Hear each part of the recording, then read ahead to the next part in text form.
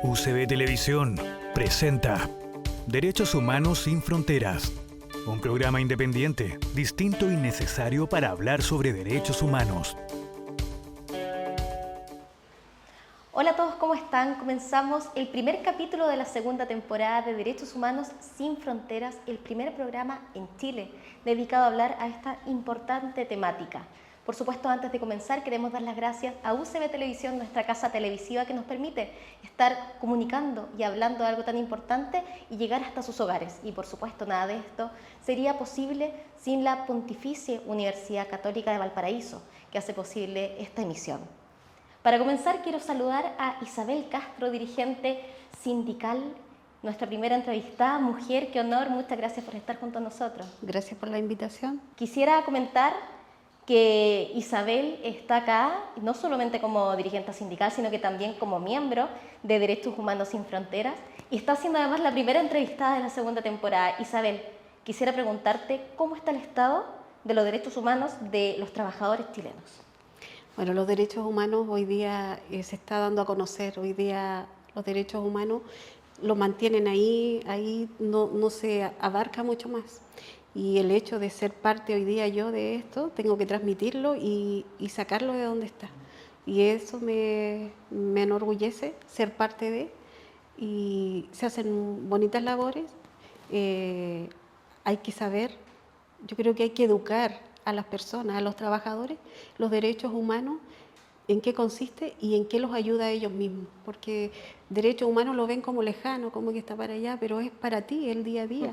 Entonces, para mí es una tarea muy linda y hoy día tengo que transmitirla, tengo que educar a los míos. Así que en eso estoy y me encanta ser parte de los derechos humanos sin fronteras. Eso es muy gratificante porque lo que tú me comentas, lo que comentamos también con ustedes en sus casas, es algo propio, es algo de nosotros, son derechos humanos y se desglosan porque están los derechos de los niños, están los derechos de las mujeres, pero están los derechos de los trabajadores. Y es justamente algo que se ha vulnerado durante mucho tiempo y no solo vulnerado, Isabel, sino que también desgraciadamente se ha normalizado, se ha relativizado y sobre todo también se hace aún más profundo cuando estamos en momentos de crisis donde parece que tener trabajo debiese ser algo así para dar las gracias y que se debiesen entonces permitir vulneraciones. Desde tu punto de vista, Isabel, quiero comenzar desde cero. ¿Cómo comenzaste siendo dirigente sindical? Me imagino que trabajando, ¿sufriste algún tipo de vulneración o quizás viste algún tipo de vulneración? Bueno, sí, yo trabajo en AgroSuper, Faenadora San Vicente, llevo 17 años en la empresa. Comencé una operaria con mis metas, siempre uno se fija unas metas por su familia, pero uno en estas grandes empresas no piensa que van a haber vulneración o que van a haber temas contra las mujeres. Entonces nace que había que sindicalizarse, el que quería, porque no era obligación. Y de ahí nace que uno ve cosas raras que están pasando y quién te ayuda como mujer. Te dedicas a trabajar y trabajar y trabajar muchas horas. Un turno saca el otro turno. Y si no tienes la implementación, ¿quién te responde? Y si te pasa algo, ¿quién te responde? Y de ahí viene esa, de mi posición como persona, chuta, ¿quién me defiende? Tengo que trabajar, si estoy enferma, ¿qué hago? Entonces, se escucha por ahí que viene una negociación y había un sindicato interempresa donde ellos negociaban a puertas cerradas. Y claro, todos queríamos ver de qué se trataba, para mí era nuevo, desconocido. Nos metimos en ese sindicato, entramos y se hizo una vulneración a todas las mujeres a las cuales estaban con postnatal o con licencia. Todas esas mujeres las dejaron fuera. La empresa no les entregó todo lo que es lo de la negociación. Los beneficios. Cero beneficio para ellas. Y de ahí ya empieza estas mujeres que fueron las más vulneradas, ¿qué hacemos? Y uno estando en distintas áreas se empieza a comunicar. ¿Podremos hacer algo? ¿Y quién nos va a defender? Se trató de hacer algo y en un momento esa gente fue desvinculada. 12 personas, 12 mujeres fueron desvinculadas por querer defender sus derechos en realidad. ¿Qué podíamos hacer? Y después se vuelve de nuevo con más, ahí ya buscamos a alguien que nos ayudara de fuera. Y ella nos empezó a decir qué es lo que podíamos hacer. estratégicamente, para que la empresa no se enterara que querían formar un sindicato base en realidad dentro de planta. Ese era el miedo. Y empezamos ahí a contactarnos escondidamente, logramos formar un sindicato. O sea, escondidamente, o sea, haciendo algo que parecía clandestino cuando en realidad era velar por los derechos de las mujeres trabajadoras. Teníamos que juntarnos en la noche en una casa bien escurridiza donde nadie se enterara que queríamos formar algo. Porque la empresa igual tenía su gente por ahí que estaba ya con el bichito de que algo querían hacer. Entonces teníamos que hacerlo bien clandestinamente. Y nos ayudaron a salir adelante.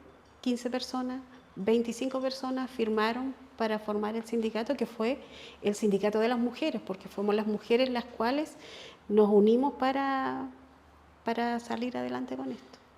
Y de ahí empezamos a integrar hombres que también nos apoyaran para que no vieran que estábamos solas. Claro. Pero la parte mía, bueno, yo fui como socia en realidad, todavía no era dirigente, empecé como socia, apoyando al sindicato. Quedaron tres mujeres que fueron a la cabeza y un hombre que era un delegado. Y nosotros como socios apoyando y atrayendo más gente. Llegamos a tener 70 personas a los 2 meses de formado el sindicato. Y luego esto se comenzó a expandir. Y de ahí se empezó a crecer, tiempo, ¿no? Claro. Yo seguía como operaria en mi área y de ahí nace que también hubo una vulneración a las mujeres en el área. Eso te iba a preguntar justamente porque cuando hablamos de vulneración de derechos laborales, que desgraciadamente suena súper potente, suena como qué terrible, pero desgraciadamente si nos ponemos a hilar fino, Sí. todos hemos vivido en algún momento de nuestra vida algún tipo de vulneración que se ha normalizado. Si tú pudieras desglosar, ¿cuáles son los más recurrentes violaciones de derechos a los trabajadores y en este caso también a las mujeres, que me imagino que se hace aún más profunda ahí la idea? Sí, el tema de las mujeres, ¿cómo lo ven las empresas o los jefes? La mujer es la que tiene que cuidar niños, tiene que preocuparse de la casa, la mujer toma licencia, tiene su embarazo, entonces la ven como la más vulnerable. Hoy día, en esa área donde estábamos nosotros, te daban un poder. Tú me puedes servir para esto, pero a costa de, tienes que pagar por lo que yo te voy a ofrecer. Entonces, y uno decía, ¿a quién voy a recurrir? ¿A quién voy a recurrir? Yo estaba en un lugar en el área donde yo trabajaba, de la faenadora. Trabajaban muchas mujeres en la línea y las mujeres cansadas, con sueño. Y el jefe lo único que decía, si ella sigue durmiendo, se va. Si ella sigue así, hay que sacarla. Entonces tú te pones, ¿cómo la defiendo? ¿Cómo la ayudo? ¿Qué hacía yo? La ayudaba, me ponía en el lugar de ella, que fuera al baño, no sé, pero que el jefe no las viera. ¿Por qué? Porque había... Con temor. Sí. Entonces, ¿qué hizo esta jefatura en un momento? Es sacar a todas las mujeres de esa área, dejar sin mujeres, donde había labor, trabajo para ellas. Digamos, ¿Solo por el hecho de ser solo mujer? por el hecho de ser mujer. Sacamos todas las mujeres. Yo salí de entre ellas y me sacaron a otra área, a otra sección, porque él quería puros hombres en esa área para que no le fallaran, que no fueran tanto al baño, que no se enfermaran. Eso es lo que él quería, en realidad. Entonces ahí es donde yo también me pregunto, ¿quién me defiende? ¿Qué hago yo? Claro, afortunadamente existen personas como tú, como otros miembros también sindicales anónimos a lo largo de todo Chile que han dado la pelea por sus compañeros, por personas como ustedes que nos están escuchando en las casas y que quizás en estos momentos están diciendo, parece que yo también he vivido algún tipo de vulneración. Sí, y muchas mujeres que se callaban muchas cosas más. Eso, Isabel, es justamente lo que te quería preguntar, porque ¿cómo estamos en temas de género en la actualidad? Y afortunadamente hemos ido evolucionando y hemos logrado instalar sobre la mesa temáticas que son necesarias en temas de paridad, por ejemplo, pero si hilamos más fino en términos, por ejemplo, salariales. ¿Cómo están las diferencias en estos momentos desde tu punto de vista, desde que comenzaste hasta ahora, entre los sueldos de los hombres y las mujeres con trabajos similares? Bueno, hoy día se ha tratado de manejar, bueno, relativamente parejo, pero no es así. No, ha costado mucho. La empresa donde nosotros estamos, desde que nosotros salimos adelante, quisimos que en temas de las negociaciones que se han hecho, que el sueldo sea para todos por igual. El sueldo es para todos por igual, pero van variando los bonos, van variando sus capacidades como personas que los van ascendiendo. Pero ha costado mucho para que le paguen lo mismo. Hoy día vemos las horas que trabaja la mujer y las que trabaja el hombre. Y eso es lo que hoy día estamos luchando dentro de la planta por lo mismo. Mujeres que tienen que entrar a cierta hora, y hombres tienen sus otras condiciones. Solo Entonces, por el hecho de ser hombre y mujer. Entonces hoy día ya vamos, bueno, se hizo una evaluación entre jefaturas a nivel central, donde hay puestos de trabajo de hombres que en realidad no necesitaban estar. Y no es por vulnerar a los hombres, sino que porque era innecesario, donde podían complementarlos con mujeres. Y donde habían horarios donde las mujeres también podían trabajar, turnos intermedios, que pudiera ayudar a las mujeres que tienen mamás, que son mamás solteras, que tienen que llevar la casa a ella. Entonces, viéndole un espacio donde ellas pudieran cumplir su labor. Años trabajando y teniendo un horario prácticamente de noche, no era justo para las mujeres, siendo que un hombre tenía un horario en un puesto de trabajo que no era pesado ni nada, pero tenía un horario de oficina. Hoy día se ha avanzado en ese tema, en ese sentido, pero ahí tenemos que estar nosotros. O sea, si no están los dirigentes sindicales, si no existe el sindicato, la empresa no va a tomar esas medidas, no va a hacer esos arreglos.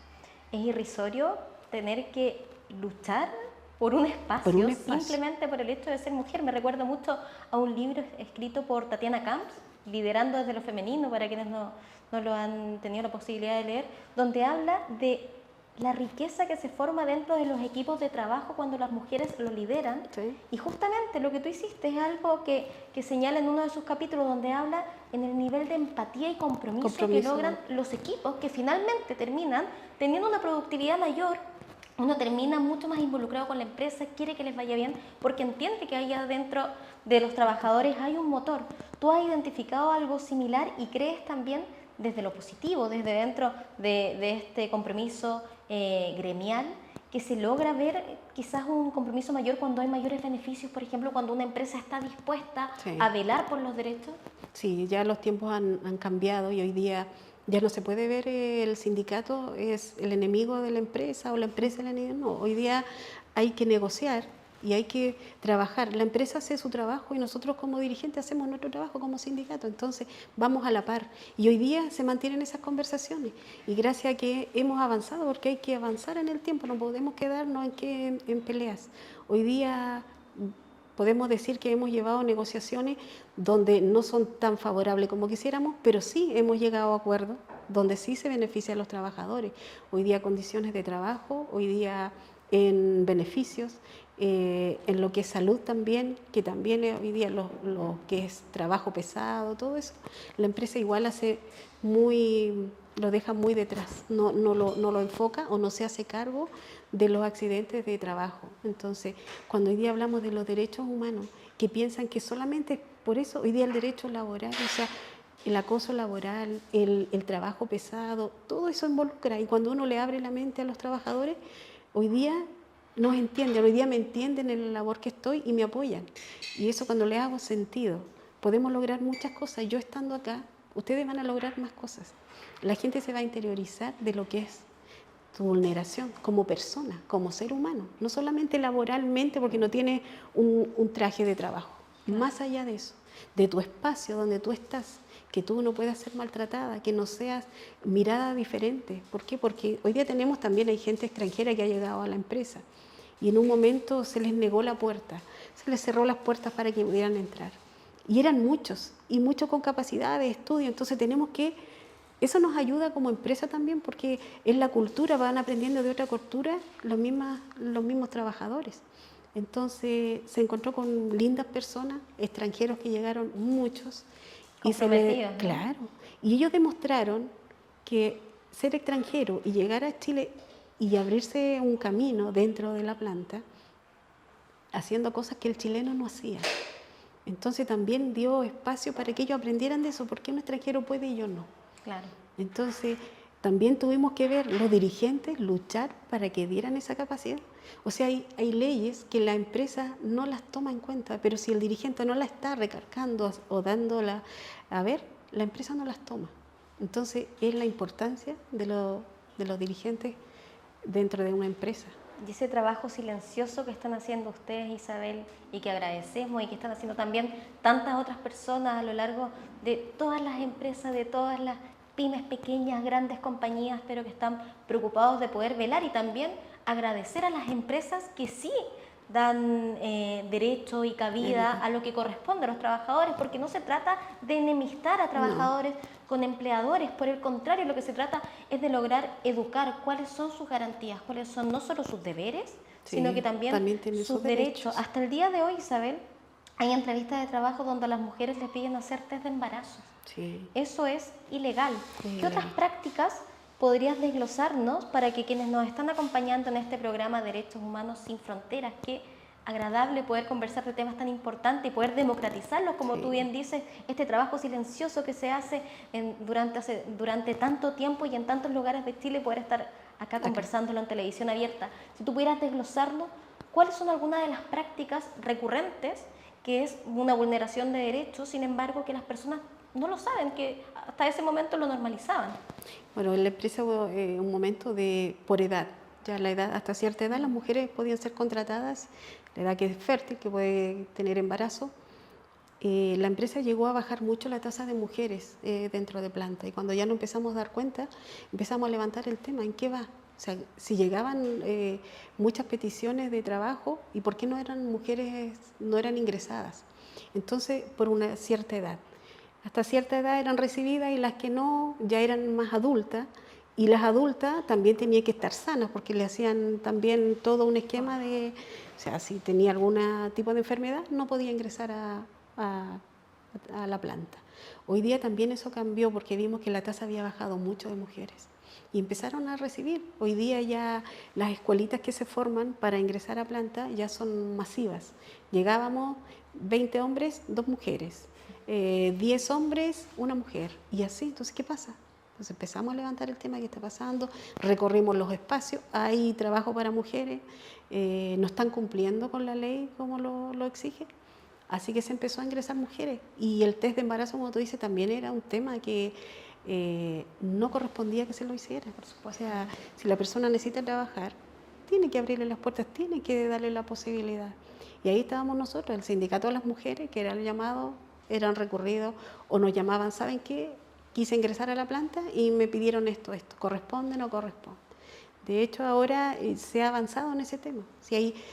Pero hay que estar. Si uno no estás diciendo, no estás el día a día, la empresa no se da aludido. Sigue trabajando y sigue normalizando.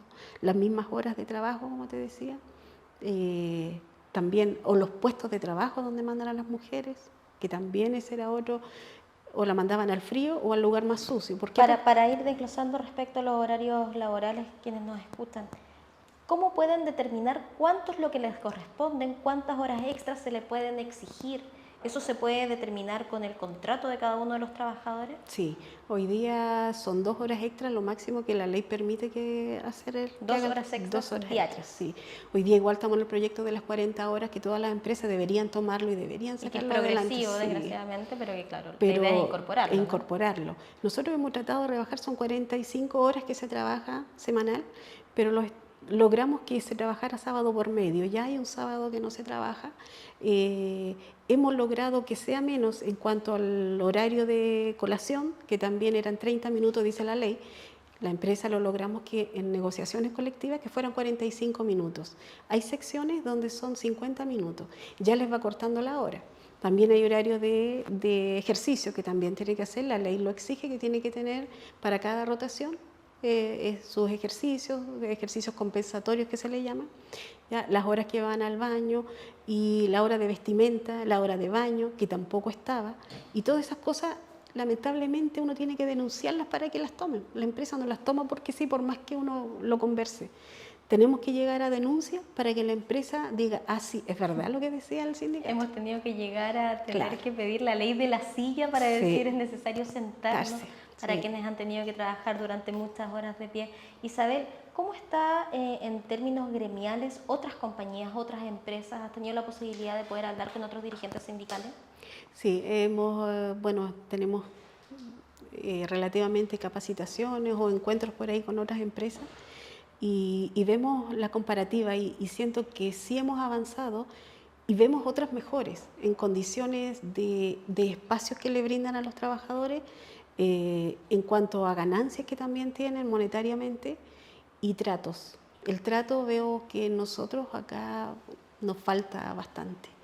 Y ahí es donde uno piensa las jefaturas cómo llegan, qué evaluaciones se le hace para que ellos se hagan cargo de un grupo de personas. Claro, ¿hay jefes o hay líderes? Claro, Esa es la disyuntiva. claro, o sea, cuando ven, me dedico a producir, pero no veo que los que producen son personas, ahí es donde van cayendo en faltas y faltas. Entonces, Isabel, para tratar de no quedarnos solo con lo malo, que está claro que tenemos muchísimo en qué trabajar, no solo delegarlo ni levantar la alerta, sino que también trabajar cada uno de nosotros como ciudadanos, como miembros de una compañía, de un trabajo, como personas, como humanos, porque de eso se tratan los derechos humanos. ¿En qué estamos bien? ¿En qué hemos mejorado desde tu punto de vista? hemos mejorado en que el trabajador está siendo escuchado. Hoy día el trabajador está siendo más empoderado en que tengo quien me represente. Al estar los líderes sindicales, ellos se sienten representados y sienten que hay alguien detrás de ellos.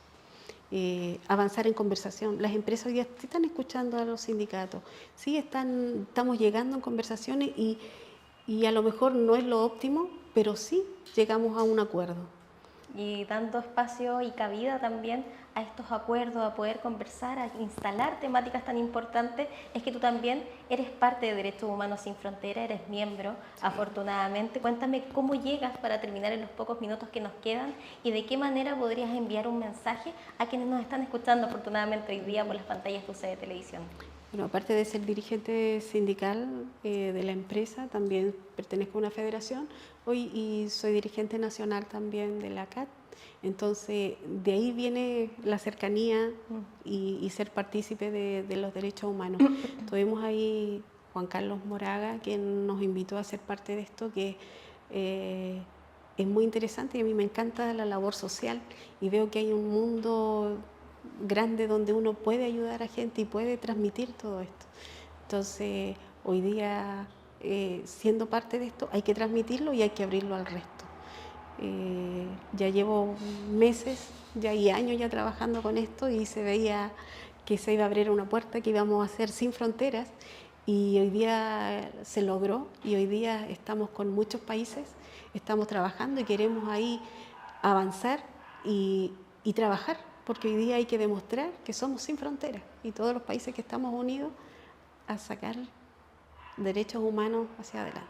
Por supuesto, Así muchas que, gracias Isabel Castro por estar junto a nosotros, trabajadora, sindicalista, mujer, pero también miembro de Derechos Humanos Sin Frontera, que como bien decías ha abierto puertas, no solamente entre otros países, sino que también nos ha dado la posibilidad de abrir las puertas de su casa y poder estar hablando el día de hoy en Derechos Humanos Sin Fronteras por UCB Televisión. No se pierda el próximo capítulo. En el marco de la conmemoración del Día Internacional de los Derechos Humanos y para apoyar la creación de un colegio intercultural mapuche, la comunidad que preside Grisel Ñancul recibió este sábado 10 de diciembre computadores donados por la Fundación Derechos Humanos Sin Fronteras. Hemos venido para apoyar una iniciativa de esta comunidad que busca instalar un colegio para niños mapuches en esta zona que es tan conflictiva y muchas veces también mal vista por el desconocimiento de la realidad de esta zona. El presidente de la institución, Juan Carlos Moraga, acompañado del director Tomás Barraza, hicieron entrega a Grisel el lonco de la comunidad y otros comuneros del primer grupo de notebooks destinados a estudiantes y dirigentes encargados de dar forma a este proyecto educacional. La actividad programada con antelación es parte de un conjunto de iniciativas que la Fundación, dentro y fuera de Chile, desarrollarán el próximo año. En esta ocasión, junto con agradecer a Derechos Humanos Sin Frontera, este importante aporte, Grisel Ñancul les transmitió el saludo de los presos mapuches recluidos en la cárcel de Angol, quienes con anterioridad habían sido visitados por el presidente de la Fundación. Nosotros llevamos harto tiempo ya en este proceso de recuperación ancestral acá en la 8ª región, la zona de Murchén. Estamos con nuestros hijos y gracias a unos vecinos que ellos lo han prestado la colaboración para llevar a cabo un proyecto que tenemos, que ha sido nuestro sueño por muchos años, de tener un colegio autónomo mapuche, sobre todo dentro de la comunidad autónoma Licancura, que harto años hemos soñado con este colegio. Durante su estadía, la Delegación de Derechos Humanos Sin Fronteras se reunió con autoridades ancestrales del pueblo mapuche, visitó el terreno donde se levantará el colegio intercultural y se coordinaron actividades futuras para dar forma al proyecto e inaugurar el año 2023 de este colegio intercultural. De igual forma y de manera privada se conversó sobre el apoyo concreto a quienes, siendo parte de este pueblo, se les han violado los derechos humanos. Específicamente se habló del daño a menores y asistencia legal a los niños que han sido víctimas de la violencia del Estado. Y retomamos este primer capítulo de Derechos Humanos Sin Fronteras acá por las pantallas de UCB para seguir con un interesante entrevistado, esta vez Cristian Guzmán, abogado, pero también director jurídico de Derechos Humanos Sin Fronteras. Muchas gracias por estar junto a nosotros y quiero partir preguntándote de qué manera te aproximas, de qué manera llegas a Derechos Humanos Sin Fronteras. Muchas gracias por la invitación a colaborar con esta entrevista. Bueno, esto parte con Derechos Humanos Sin Fronteras desde el origen de la idea de formar esta fundación y principalmente con una actividad y con un informe que se hizo sobre derechos humanos relacionados con la problemática y la tragedia de la migración descontrolada que hay en el norte de África, en la frontera entre Marruecos y España, en el Mediterráneo, digamos, ¿no? Específicamente en la ciudad de Melilla y de lo que se produce ahí con el muro que hay y las personas que migran desde la África profunda y se generan asentamientos bastante tormentosos, digamos, en esa zona, y que las autoridades de Marruecos han estado colaborando y ayudando a esas personas durante mucho tiempo para evitar más problemas con las personas que viven en condiciones muy precarias a veces. Pero en esa época y ahora, ¿cierto?, Marruecos se ha preocupado de esas personas. Estamos hablando de literalmente sin fronteras. Me imagino que de ahí es desde donde nace el nombre de Derechos Humanos Sin Fronteras, pero si pudieras explicarnos también cuál es el significado para ustedes, ya que comenzaste desde los inicios. Sí, esto se trata de una fundación, ¿ya? Y por su naturaleza y su origen es distinto de lo que es una asociación o una corporación. Las fundaciones nacen básicamente, y en eso se diferencian, son obras de amor respecto de una persona hacia el resto de la comunidad. Y luego nos vamos sumando algunas personas con esa iniciativa, digamos, porque el fundador es una persona, por regla general, ¿ya? Y en este caso es una persona humana, puede ser otra fundación, o puede ser una corporación, o puede ser una empresa que haga una fundación, pero en este caso es una persona, ¿ya?, de carne y hueso, que es don Juan Carlos Moraga, que él es el de la iniciativa de crear este maravilloso proyecto, digamos, que se ha extendido en el tiempo y esperamos que dure mucho tiempo más. Y así parte, digamos, esta iniciativa, ¿ya?, que tiene como misión, ¿verdad?,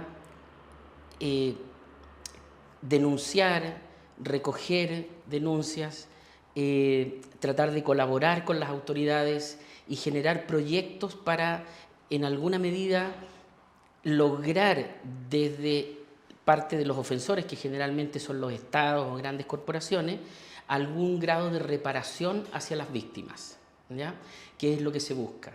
Y víctimas de derechos humanos hay en todos los ámbitos, en el ámbito laboral, en el ámbito civil, en el ámbito social, político, ¿verdad? Y también dentro de las actividades propias de la gente que circula por el mundo y que quiere salir o escapar de ciertos lugares para obtener mejores condiciones de vida, ¿ah? Y en este caso nosotros estamos abocados a esta tarea de recoger estas experiencias, plasmarlas en informes que son de vocación internacional, para que la comunidad internacional se entere de lo que está pasando, porque en alguna medida ocurren situaciones y desafortunadamente la prensa, ¿no es cierto?, no tiene a veces el interés o no tiene la oportunidad de darse cuenta de estos eventos traumáticos y no los informa, entonces las personas no se enteran de lo que está pasando. Por eso es que celebramos poder tener la vitrina de poder estar conversando el día de hoy en Derechos Humanos Sin Fronteras, el primer programa dedicado justamente a hablar de derechos humanos, nada más y nada menos que por UCB Televisión, por un canal de televisión abierta. Me imagino que eso desde el departamento jurídico, desde tu formación, debe ser completamente valioso. ¿Cómo está el Estado en estos momentos de Chile respecto a los derechos humanos con el resto de la región, particularmente de Latinoamérica, para después ir contrastando con otras partes? Es una tremenda tarea y una gran oportunidad el cumplir la misión de la Fundación en el sentido de difundir lo que son los derechos humanos como institución, digamos, como institución jurídica de protección hacia las personas vulnerables en algún área. Y también para eso la Fundación ha hecho varias alianzas, por ejemplo con la Fundación Baltasar Garzón hace poco, con las Madres de Plaza de Mayo, también se pretende, digamos, con organizaciones de otros países de América Latina, como de Perú, ¿verdad? Gente en México también está muy interesada en hacer, y organismos internacionales a los cuales nosotros podemos suscribir como colaboradores o como miembros de esas redes. Por ejemplo, en América Latina existe una organización enorme que coordina y agrupa a todos los parlamentos, es decir, a todos los congresos, senados o cámaras de diputados de todos los países de América Latina y el Caribe, y además Canadá incluida. Entonces, a través de eso se puede, nosotros pretendemos formar parte de esa organización que se llama Para América, ¿ya? Y aún más darle más difusión a eso y poder en alguna medida incidir en las legislaciones generales que vienen desde las Naciones Unidas o desde la OEA para poder lograr alguna mejor visibilidad y mejor reparación hacia las víctimas de derechos humanos en toda la región, ¿ya? Y en ese sentido, en estos días nosotros estamos abocados a una tarea de observar cómo está la situación de derechos humanos en poblaciones vulnerables, que es mucha, en el país de Haití. Nosotros vamos a una misión, ahora específicamente el día de hoy, cuando se está grabando este programa, ¿verdad? Y vamos a estar teniendo reuniones con distintas autoridades, con el encargado de la Oficina de Protección de Derechos Humanos. Ya tuvimos una reunión por Zoom el día de ayer en Haití. También vamos a conversar con gente y autoridades en República Dominicana, en la ciudad de Santo Domingo. Vamos a conversar con la ministra de Justicia en Haití, esperamos, y así podemos ir escalando hacia otros países que tienen mucha incidencia y relación con Haití, como Canadá, por ejemplo, también, ¿ya? Que es de donde se establecen muchas políticas económicas que hoy día no están surtiendo los efectos que se esperaba de esas políticas económicas. El Pacto de San José de Costa Rica establece derechos civiles y políticos y económicos en favor de las personas.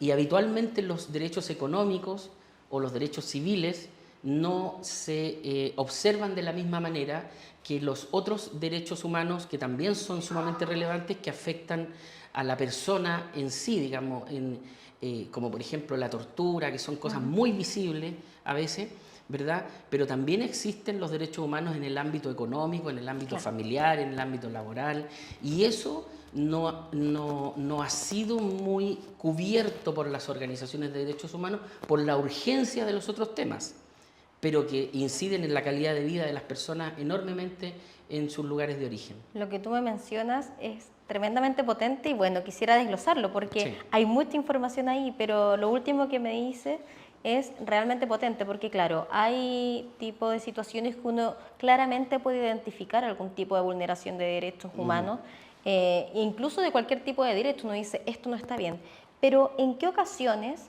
se están violando los derechos humanos de manera cotidiana sin que las personas puedan determinarlo, por ejemplo, acá en Chile?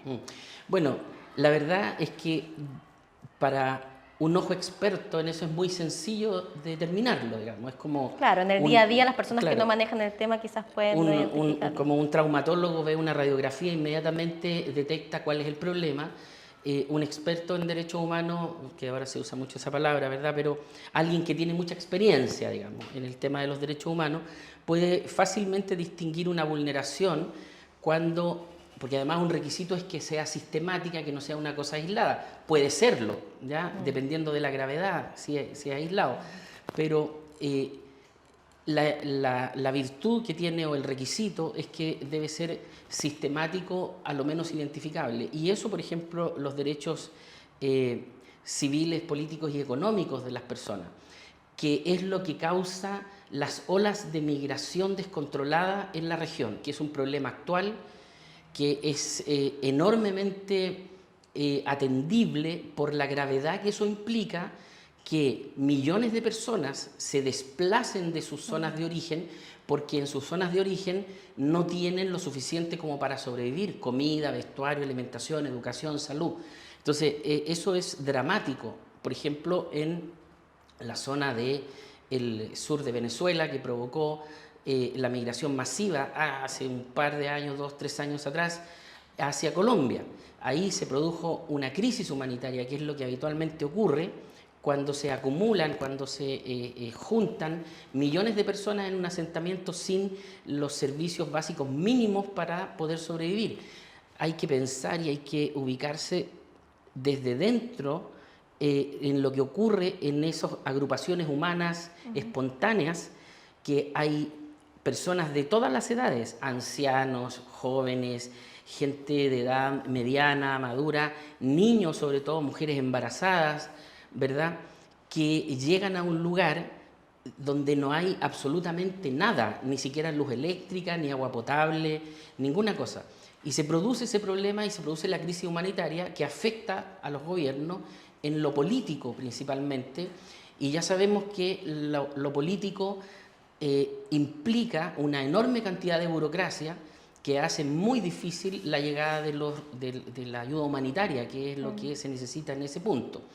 Ahora, para detectar todo eso se necesita como insumo los informes tanto de las agencias de derechos humanos como las agencias públicas.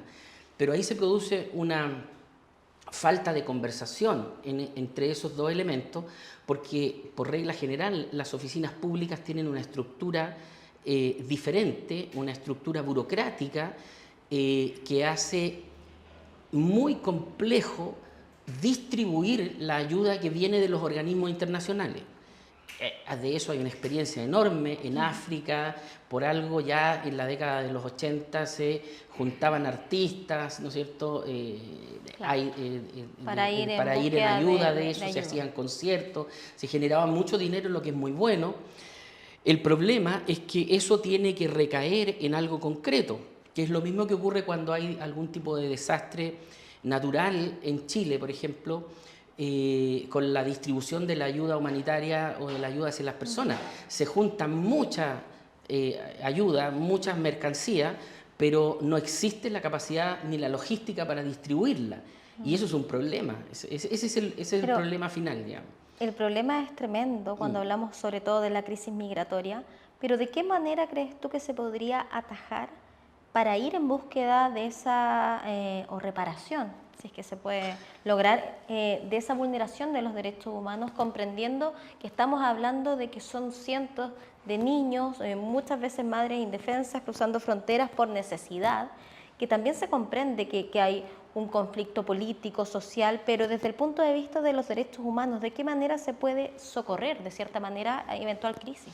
Bueno, lo primero es que el Estado local, ¿no es cierto?, tome conciencia de que existe el problema. El Estado que recibe. El Estado que está teniendo en ese punto, en ese momento, la crisis humanitaria, ¿no? Claro. De En este derechos caso humanos. Chile, ¿no? En este caso Chile, que tiene un problema migratorio descontrolado en la zona norte, pero no solo ahí, también existe en Punta Arenas y también existe en la zona de Puerto Montt. No, y hay una distribución también ya que casi se está homogenizando la crisis. Exactamente.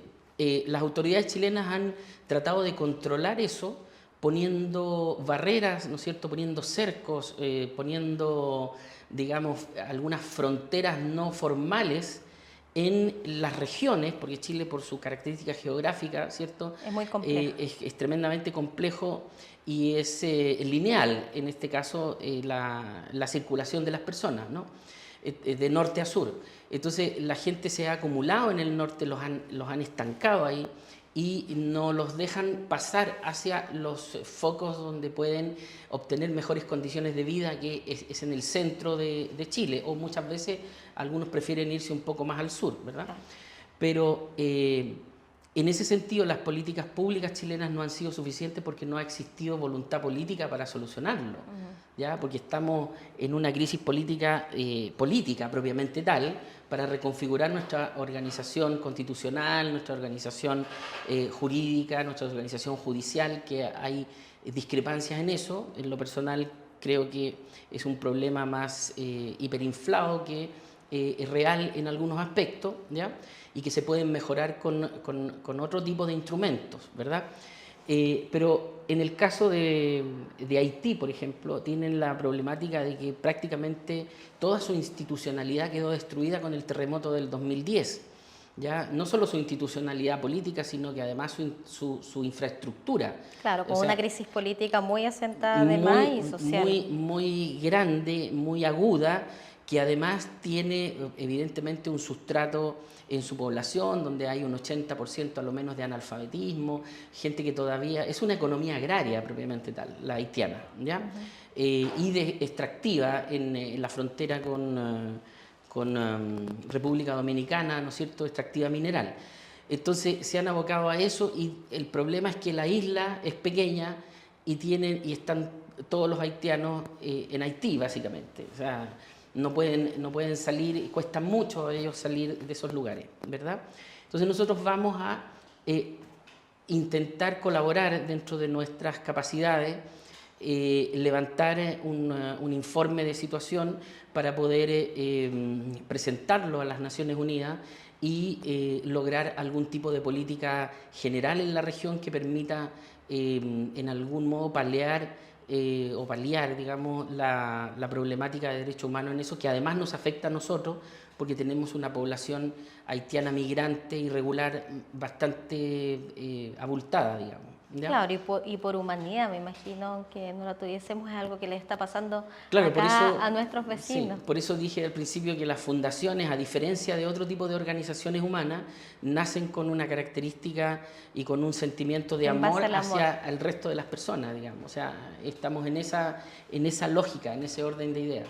¿Ya? Y desde tu punto de vista, ese amor, para llamarlo de alguna manera como combustible a este motor, que son las alianzas, ¿están dando frutos? ¿Cómo ves tú el escenario de no solo América Latina, sino que también el resto del mundo en voluntades para unirse, para velar por los derechos humanos? ¿Cómo están, por ejemplo, las alianzas con la OEA, con la ONU, como tú bien nos mencionabas? Bueno, nos hemos formalizado durante la pandemia, lo que ha sido bastante difícil, pero aún así hemos logrado alianzas, como dije, con la Fundación Baltasar Garzón, directamente con él. Nuestro presidente tuvo una reunión con él, suscribió un acuerdo, un convenio, con las Madres de Plaza de Mayo. Pretendemos incorporarnos a Paramérica, ¿verdad?, que es la organización que coordina los parlamentos en toda América Latina, incluido Canadá y en el Caribe, ¿ya? Pretendemos colaborar con CARICOM, que es la Comisión del Caribe, y que ahí hay un tema muy particular y que afecta específicamente a la población afrodescendiente que